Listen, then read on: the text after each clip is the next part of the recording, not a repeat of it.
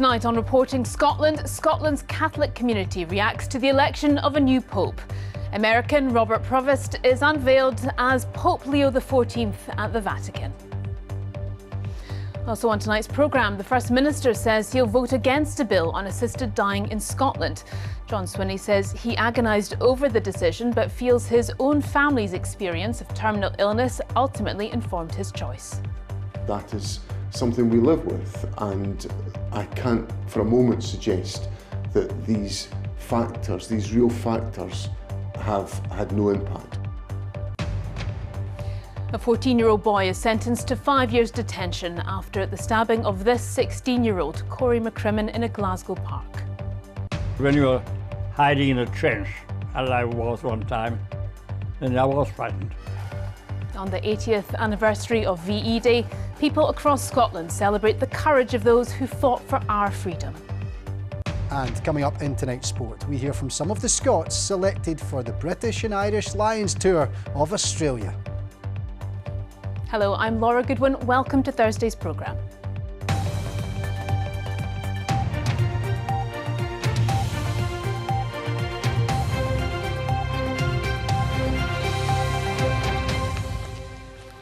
For Catholics across the world, including here in Scotland, it is a momentous day. Just after 5 o'clock, white smoke billowed from the Vatican chimney, indicating a new pope has been chosen. The electing cardinals came to their decision on the second day of deliberation. Robert Prevost will be Pope Leo XIV. He is the first American pontiff. Well, let's get more on this with our news correspondent Jamie McIver, who's at St Andrew's Cathedral in Glasgow for us tonight. Jamie, what has the reaction been there? And I would say the initial reaction is one of goodwill and hope as the Catholic Church across the world enters a new era. Robert Prevost, as you say, is the first American to become Pope. Within the Church, he's widely seen as someone who's likely to be a reformer. Now, the news the Pope had been chosen was signalled in the traditional fashion just after 5 o'clock British time this afternoon as white smoke emerged from the Vatican. But it took another hour or so for the name of the new Pope to be made public. And during that period of anticipation, we spoke to one of Scotland's most senior Catholics, the Bishop of Paisley, John Keenan. Well, yeah, Catholics in Scotland have got a strong connection with popes, not least in recent years. So in the last 30, 40 years, 2 of the 3 popes have come to Scotland. Pope John Paul and Pope Benedict came, and Pope Francis dearly wanted to come. And one of the first things that we will be doing as Scottish bishops will be inviting the Pope to come to Scotland again.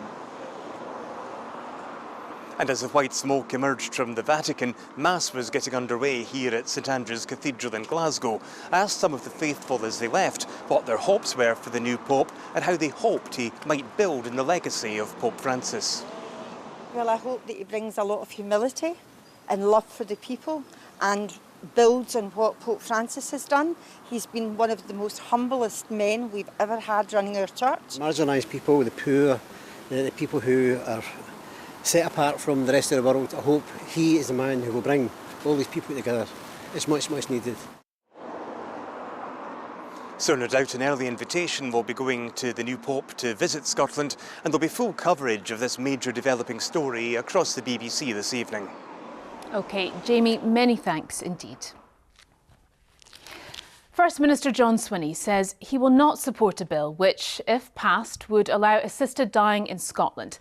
Next week, MSPs are due to vote on the legislation which could permit a patient to request medical assistance to end their life, providing certain conditions are met. It will be a free vote, meaning politicians don't have to follow their party stance.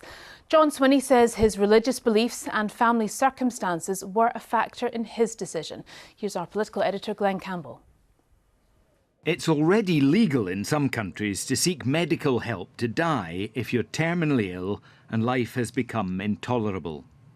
A similar proposal's coming before the Scottish Parliament on Tuesday. While these MSPs are in favour, the First Minister has decided to vote against. I've come to the conclusion that I can't support it because I'm worried that it will fundamentally change the relationship between patients and clinicians. I'm worried that some of the vulnerable in our society might feel that they are a burden and therefore may opt or even feel under pressure to end their life prematurely. To what extent did your faith and your own personal family circumstances play in you reaching your decision? I can't separate myself from my own judgments. I'm a man of faith, and I obviously have a family perspective on this. My wife has a terminal condition, and that is something we live with, and I can't for a moment suggest that these factors, these real factors, have had no impact on the decision I've arrived at. He is not the only party leader to take this view. I've come at this looking at the practicalities of the legislation and my own conscience, and I believe the right approach is to invest in palliative care rather than going down the route of the assisted dying bill, and that's why I'll be voting against the legislation. Yes, 36. No, 82. Holyrood has rejected assisted dying twice before, most recently in 2015. Campaigns on both sides were vigorous then, as they are now. This time a Liberal Democrat MSP is promoting the change, with support from some in other parties. I'm still confident that the mood in this Parliament is very, very different from 2015, and that there's a recognition that not changing the law has consequences. Why should MSPs support your bill? Because at the moment the ban on assisted dying is failing too many Scots at the end of life. It is letting them down, but it's also traumatising those that they leave behind. Assisted dying will be voted on in principle on Tuesday, with individual MSPs deciding as a matter of conscience rather than voting along party lines. And Glenn is with us now. Glenn, how significant is the First Minister's intervention? Well, it's a big moment in this ongoing debate, but John Swinney is just telling us how he will vote, as Anna Sarwar is telling us how he will vote as an individual. I gather that the Conservative leader, Russell Finlay, is still making up his mind, but is feeling sceptical about the current proposals. But they're not telling their MSPs what to do. It'll be up to each individual to decide. I guess some that are undecided might look to the signals they're receiving from their leadership. Alternatively, they might do exactly the opposite. I know there are MSPs who are going to try and make up their minds over the course of the weekend. When I spoke to Liam MacArthur earlier, he had come from a meeting with one of those undecided MSPs trying to persuade them to support the bill. It is possible that the bill receives sufficient support on Tuesday in principle, which would allow it to move to the next stage, for the debate to continue and potentially for some changes to be made to the legislation to satisfy those who have concerns. So it's not the last word on Tuesday, unless, of course, MSPs reject this bill. I think the proposal will have much more support than either of the two previous attempts to legislate for assisted dying. I think this is going to be really close. OK, Glenn, many thanks indeed. 16-year-old Corey McCrimmon was stabbed in the heart in a gang fight over £50. His killer, who can't be named, was 14 years old. In sentencing him today, a judge told the court the killing was utter madness and had devastated many lives. With more, here's our reporter Hope Webb. Corey McCrimmon was just 16 when his life was ended by a single stab wound through the heart. He'd went to Greenfield Park in Glasgow's East End to meet his attacker for a pre-arranged confrontation. The pair were known as rivals and had exchanged threats with one another on social media. It was during a struggle that the accused, who can't be named, fatally injured Corey. Today at the High Courts in Glasgow, he was sentenced to 5 years in detention. If you have a knife in your possession, then it is there to be used, as you did during the gang fight in Greenfield Park. You stabbed your victim with your knife. The knife penetrated his heart and he lost his life as a result. You will have to live with that for the rest of your life. Corey's attacker had previously faced a murder charge but pleaded guilty to culpable homicide under provocation in March. Judge Mulholland said he took the killer's age, background and capability for change into account when sentencing him. But he also stressed the devastating impact of the crime. You've delivered a life sentence of grief and profound loss to your victim's family. I've read the letters and victim impact statements handed to me, and they are heartbreaking. Your own family will have to deal with the shame of what you did. You have caused all of this. By carrying a knife, Judge Mulholland said the accused was asking for trouble, a sentiment shared by those working to target violent crime. If you carry a weapon, you are much more likely to become a victim of serious violence than if you do not. So my advice would be, do not carry weapons. Try and make healthy, safe decisions for yourselves and others around you. There was a large presence inside and outside the courts earlier today. Many young people had come here to witness the sentencing. Some were wearing jumpers with Corey's face on the front and also with the words "Forever 16" on the back. A reminder of the tragic loss in this case, and that's something that the judge summed up in his sentencing remarks earlier. He said the accused had not only devastated Corey's, but many lives. Hope Webb, reporting Scotland, High Court in Glasgow. Across the country, communities have been remembering the service and sacrifice of Scots who helped bring peace to Europe. On the 8th of May 1945, Winston Churchill declared victory in Europe. The announcement brought the country to a standstill, with celebrations and parties running long into the night. Today, 80 years on, people have been marking the historic victory once again. Here's Katrina Renton. Sister, what you callin'? That's a timely idea. Something swing a dilla would be good to my ear. Stepping back in time to that momentous day, a 1940s party here at the Erskine Veterans Village in Bishopton. Memories of the end of war in Europe. Fred was just 7 years old at the time. It was really a marvellous day. What I can remember of it, you know. Never seen so many smiling faces, you know. And then, of course, they arranged a party the next day for the VE, and it was lovely. Irene was 14. And that was very nice, and my parents allowed me to go out on my own, which was even nicer, because I wouldn't have been allowed to do that, you know, at night. And I don't know, everybody just trusted everybody else then. And I went out and I met up with all my friends. Obviously, they'd been allowed the same liberty. It was really nice. This was the British people's finest day. VE Day, the end of the German war. The news of German surrender brought people to the streets, a moment of joy after years of war and hardship. George Square in Glasgow turned into a dance floor. At noon today, a national silence to remember those who lost their lives and gave up so much during the conflict. Remembrance is ever present at the Lady Hague Poppy Factory in Edinburgh. Today, veterans of the Second World War recalled the relief that came with the news that war in Europe was over.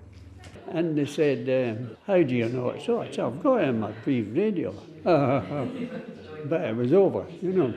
And that was something. We had a feeling something was going to happen, and once it went, I was up in Port Edgar by that time. So I thought, right, this is it. And a new life is starting again. Lieutenant Colonel Charles Alexander Cameron is now 104 years old. He received a military cross for bravery in the war. He remembers the friendships he made. Camaraderie was quite a lot.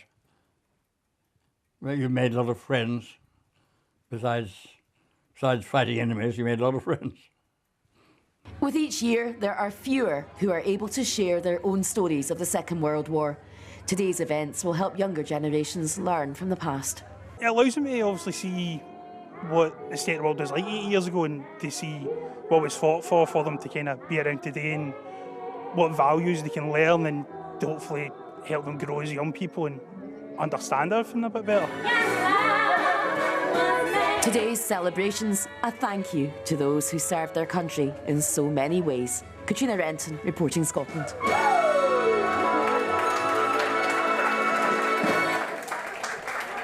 Some wonderful archive there. Isn't it? Amy's here. You're going to have plenty more on the 7. What have you got for us? Yes, well, more on the VED celebrations from today. And also, Laura, we're going to be in Skye, where unfortunately food supplies are running low following a cyber attack on the Co-op. Now, it's affected stores across the country, but it's the main retailer in Skye, so it's having, you know, serious disruption there. So we're going to get an update, especially at a time that's really busy with visitors already. And we're also going to get a fantastic update. You might remember not that long ago we were joined by 22-year-old Erin Lavery, who's built up this huge online presence sharing her cancer journey. And we have some very good news from her, so you don't want to miss it. Great, look forward to that. Thank you very much, Amy. Some of the day's other stories now. A doctor who hid cameras to film friends and colleagues in the bathroom has been jailed for 18 months. Ju Young disguised the recording devices in air fresheners and a smoke alarm in the bathroom and spare bedroom of his flat in Glasgow and in staff accommodation at Dumfries and Galloway Royal Infirmary. The 34-year-old claimed he used the footage to compare himself to other men. He was later diagnosed as having a form of body dysmorphia. A man jailed for carrying out a series of shootings in the Scottish Highlands has had his appeal against his murder conviction refused. 41-year-old Finlay MacDonald was given at least 28 years in prison for murdering his brother-in-law and attempting to kill his wife and 2 other people in August 2022. And a new contract to run Scotland's West Coast ferry services has been directly awarded to the existing publicly owned operator Calmac Ferries Limited. The Scottish Government said the service would now be focused on a public service model instead of being run on a commercial basis. Unions have welcomed the move, though critics claim a tender process could have ensured a more reliable service. The brother of a man who's been detained in India for 7 years without conviction says he's bitterly disappointed after meeting the Foreign Secretary. Jagtar Singh Johal from Dumbarton has been charged with terror-related offences. He was cleared in one of 9 cases against him earlier this year. Well, reporter Katie Hunter is here now. Katie, what has the reaction been to that meeting? Well, not positive, Laura, according to Jagtar's family. They have completely lost faith in the Indian judicial system, so they're looking for a diplomatic solution to this. In other words, they want the UK government to put pressure on the Indian government to secure Jagtar's release that way. Now, they say that all the cases against Jagtar have the same central allegation that he handed over money to a terror gang. So their argument is that now he has been cleared in one of the 9 cases, the others should all be dropped. Now, Jagtar's brother, Gurpreet Singh Johal, met the Foreign Secretary David Lammy this afternoon, and here's what he had to say after that meeting. I'm very disappointed. I was expecting a lot more progress from October when we'd met, given Jagtar has been acquitted of one of the 9 cases and there was no clear evidence. That's what the judge found. Despite this, the Foreign Secretary hasn't taken any urgency on Jagtar's case. He's raised it, but he hasn't even followed up with his counterpart, and I'm disappointed to the extent that I'm going to have to now relay this to Jagtar's wife and my kids and my dad. What's next, Katie? Well, Jagtar's family face a wait to see if he might get bail in the remaining cases. Worth mentioning that Gurpreet, who you heard from there, is a Labour councillor. He was, of course, meeting a Labour Foreign Secretary today. Also in that meeting was his Labour MP, Douglas McAllister. He also has said that he is frustrated with the lack of progress. Now, we have asked the Foreign Office for a statement. In the past, they have said that they are pushing for faster progress. The Indian authorities have said it's for the Indian courts to decide the next steps in this case, and they've always maintained that due process is being followed. OK, Katie, many thanks indeed. Tonight's main news again. A new Pope has been elected at the Vatican.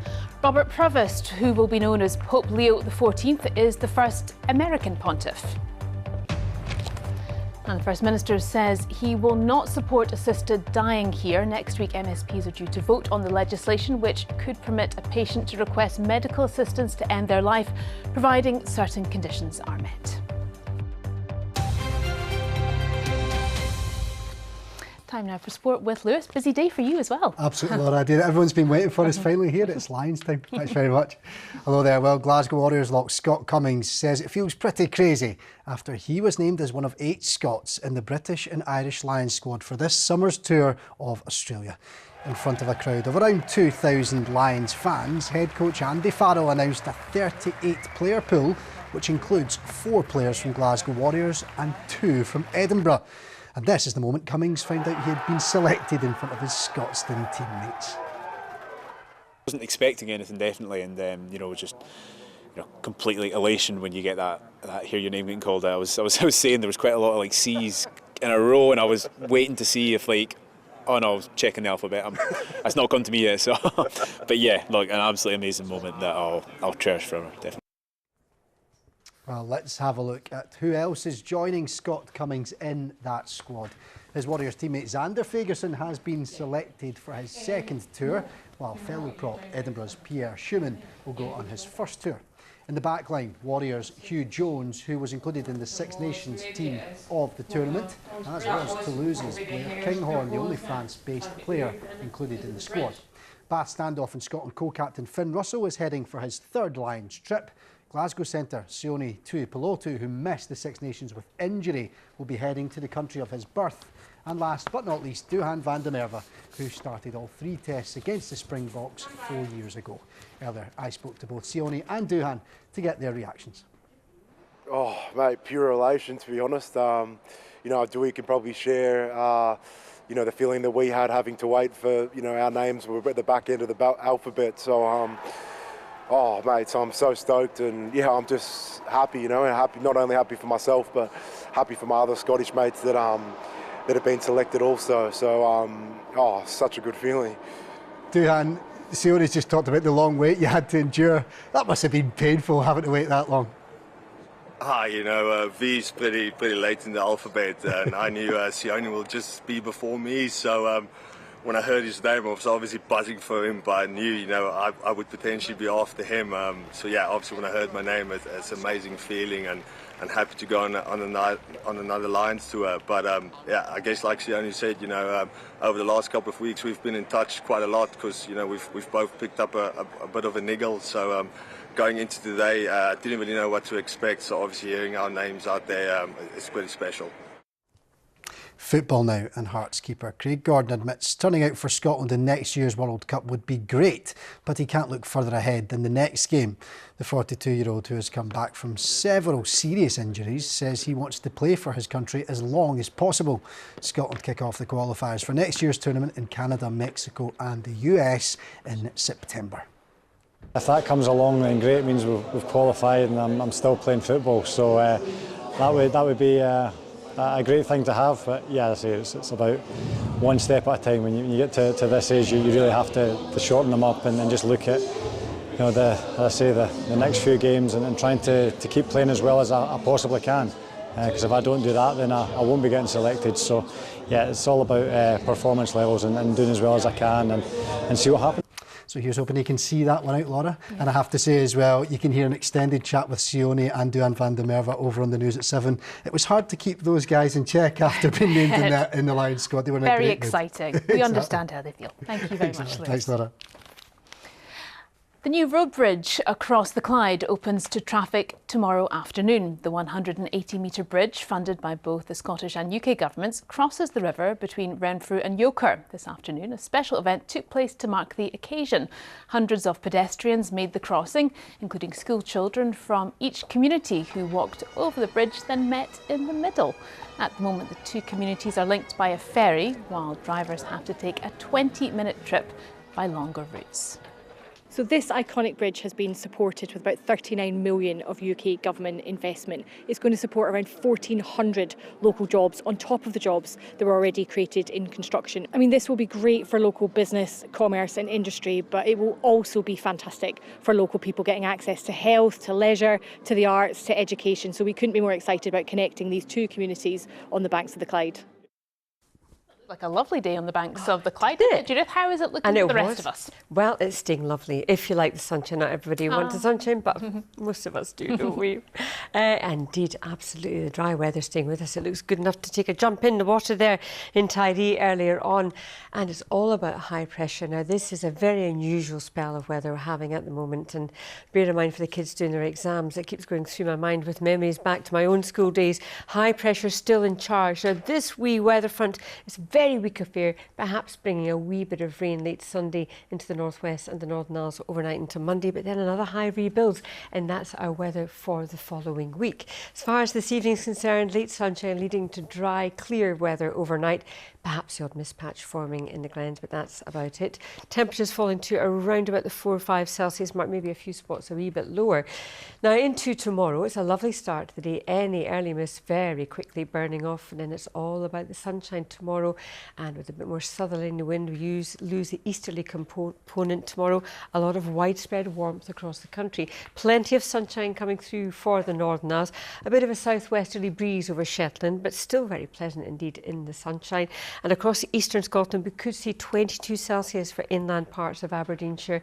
We saw 19 there today, so with that southerly wind, could be 22 tomorrow. Eastern Scotland generally feeling warmer after that easterly component to the wind that's been with us the last few days. 19, 20 in the west, up around the Inverness area as well. Lots of sunshine on offer.